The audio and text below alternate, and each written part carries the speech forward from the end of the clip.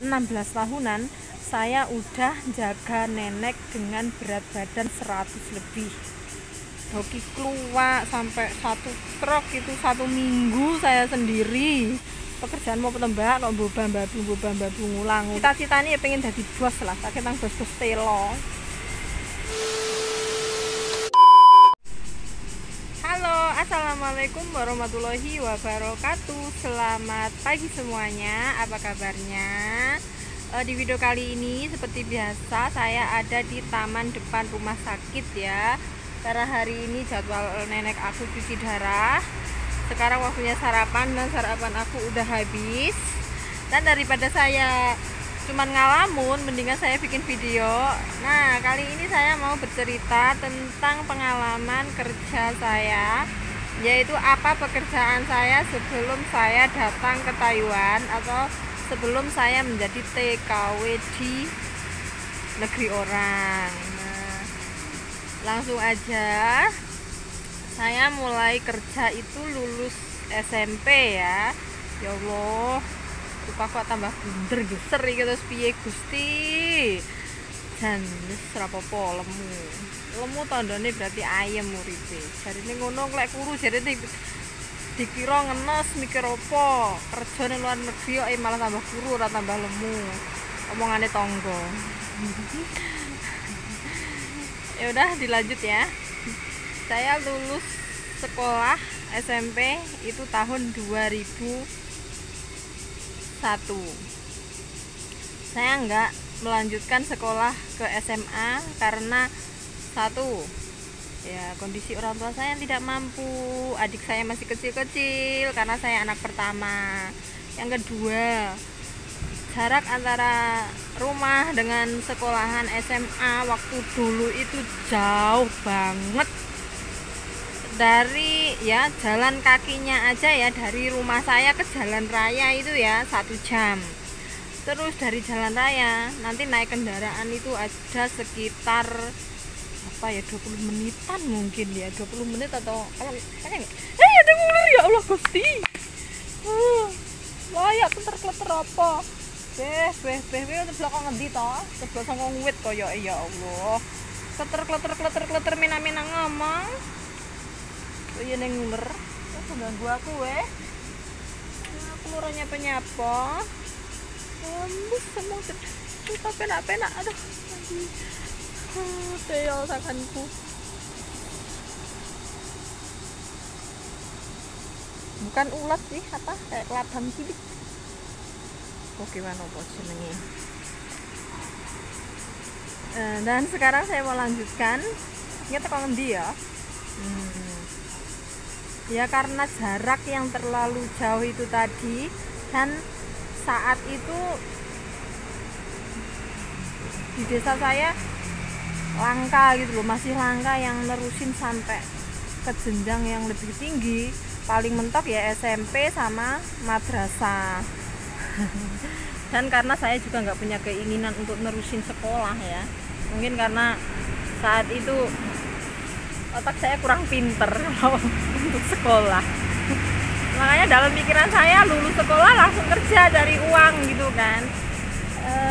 Dan waktu masih kelas 3 SMP saya pernah minta izin sama bapak saya, karena aku punya bude yang lulus SD.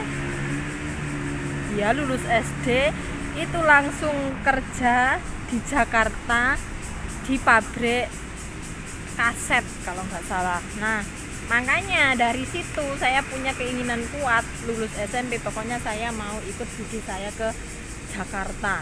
Tapi sama bapak saya nggak diizinkan gitu loh. Akhirnya lulus SMP di rumah 1 minggu pas, sama tetangga saya yang masih saudara itu ditawarin, kamu mau nggak kerja di sana deket sini kok, cuman 30 menit dari rumah, ikut dokter. Ya udah langsung saya mau aja. Dan sama bapak saya juga diizinkan kalau deket-deket sini nggak apa-apa, takutnya nanti kalau nggak kerasan kan bisa pulang gitu.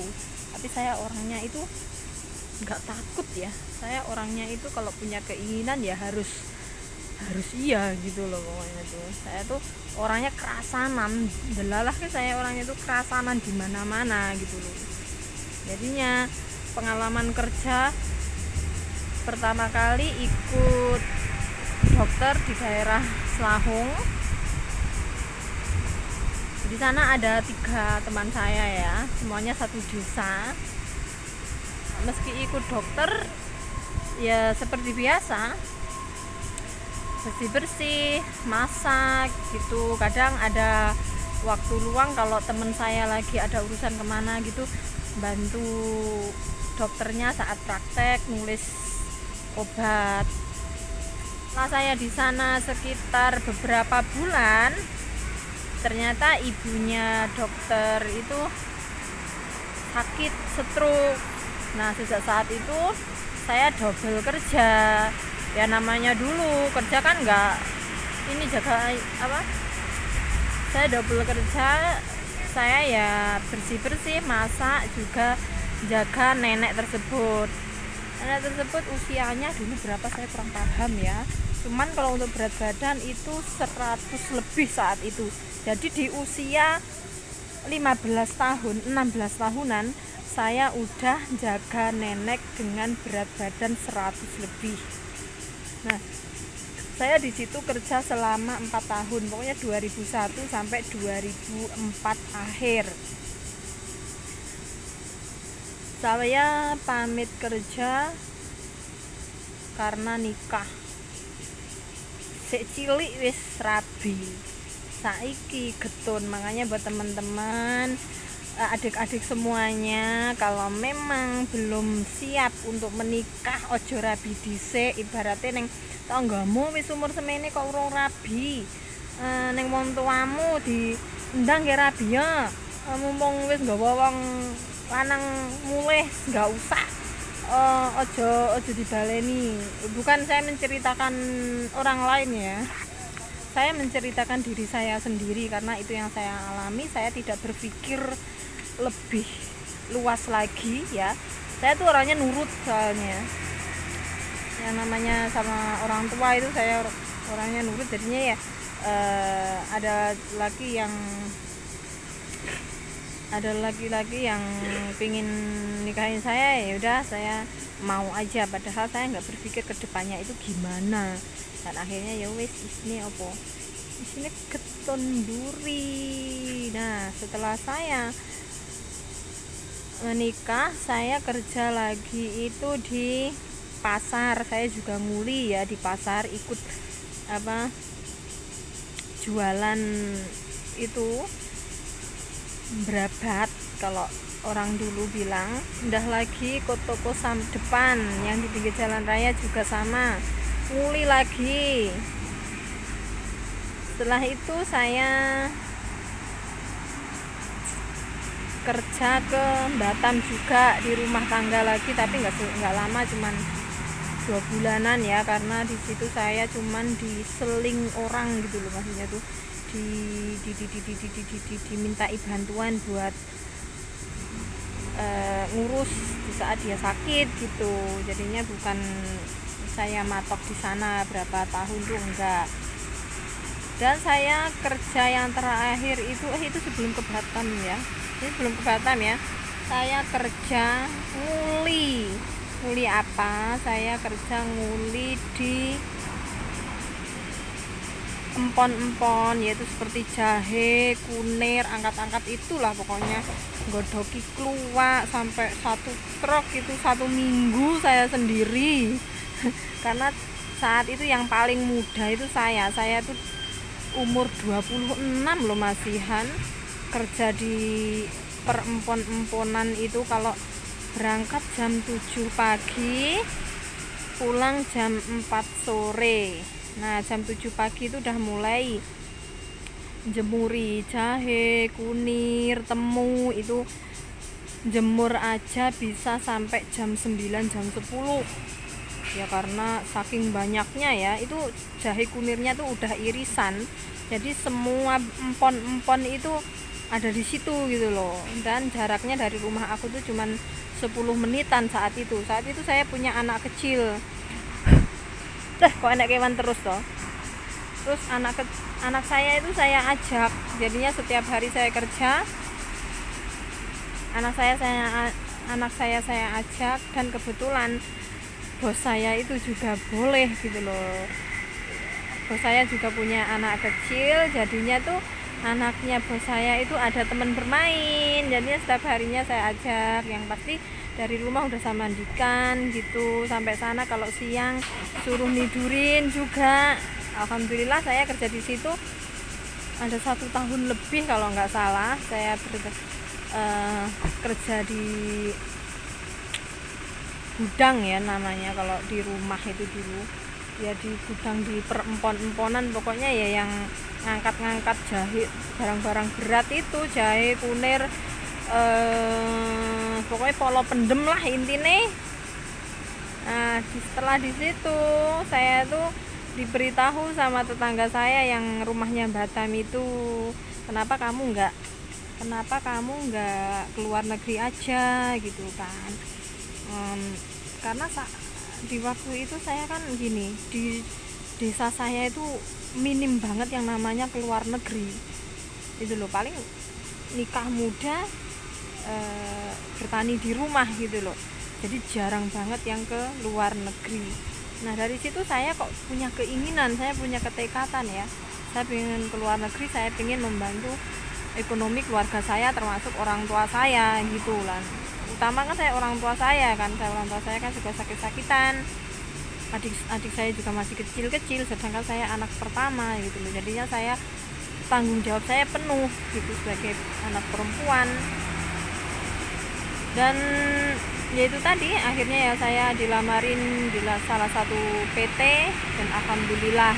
Jadi saya ini nggak pernah ya yang namanya punya pengalaman kerja yang gimana, tangan bersih gitu loh. Maksudnya tangan bersih itu apa, ibaratnya saya kerja toko baju atau apa gitu. Kalau di toko baju kok saya kurang suka jujur aja, karena kerjaannya kan cuma duduk, dan saya nggak suka kalau kerja duduk. Namanya kerja kok duduk, saya tuh punya prinsip gitu, jadinya saya nggak suka, saya nggak mau gitu loh. Kalau kerja namanya kerja yang ngubah nih tangan, ngubah nih awak. Alhamdulillah selama saya bekerja di manapun, saya selalu mendapatkan majikan yang baik. Ada lagi ya yang belum. Saya kerja di Ponorogo, ikut bidan. Jadi pengalaman kerja saya yang pertama ikut dokter selama 2001 sampai 2004. Setelah itu saya nikah, terus kerja lagi ikut bidan selama 2 tahun. Setelah itu saya pulang kerja di pasar, ikut di Brabatan itu, Brabat itu sembako di sembako itu sekitar beberapa bulan. Terus pindah ke tempat satunya lagi, ada 1 tahunan pokoknya. Nah setelah itu saya punya anak kecil, pindah ke sebuah gudang yang nguli empon-empon itu tadi. Jadi aku tuh dari usia 20-an itu udah apa ya, udah terbiasa yang namanya angkat-angkat gitu loh. Karena dari kecil aku udah terbiasa gendong-gendong, ikut orang tua nyari kayu, nyari rumput, gendong dagangan, dibawa ke pasar, jalan kaki dari subuh sampai pasar jam 6, jam 7 itu udah terbiasa. Jadi ya alhamdulillah saya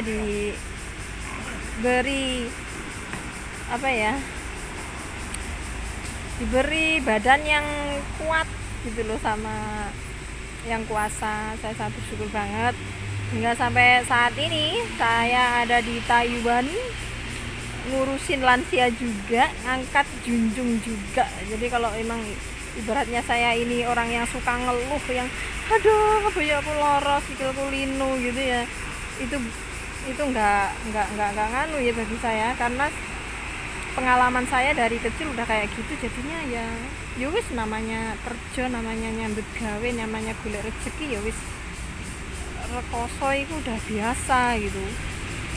Wira-wiri ae lene wong ngoceh. Ya udah ya, ini dulu video dari saya karena belakang-belakang saya banyak orang, jadi saya jadi nggak fokus video lah, lalu lalang kesana kemari diliatin mulu di mana-mana. Kalau ngambil video selalu gini. Ya udah, ini dulu video dari saya. Kalau kurang paham ya bisa tanya di kolom komentar. Pekerjaan mau petembak kok boba babu ngulang-nguli ae mbok gayan liya. Jane apa ya? Cita-citane ya pengen dadi bos lah, tak ketang bos-bos telo. Neng soalnya panenane ning desaku ki apa telo. Yang banyak itu paling dominan itu telo jagung itu. Ya semoga aja selamanya tidak hanya menjadi babu dan babu, tidak selamanya nguli. Semoga nanti kalau saya pulang bisa usaha meskipun itu kecil-kecilan, pengen merasakan jadi bos. Yang penting itu bos makelar rentenir kan wes, yang penting kan halal. Oke, bye bye. Assalamualaikum warahmatullahi wabarakatuh. Saya nggak fokus karena di belakang sana ada orang yang liatin saya terus. Bye bye.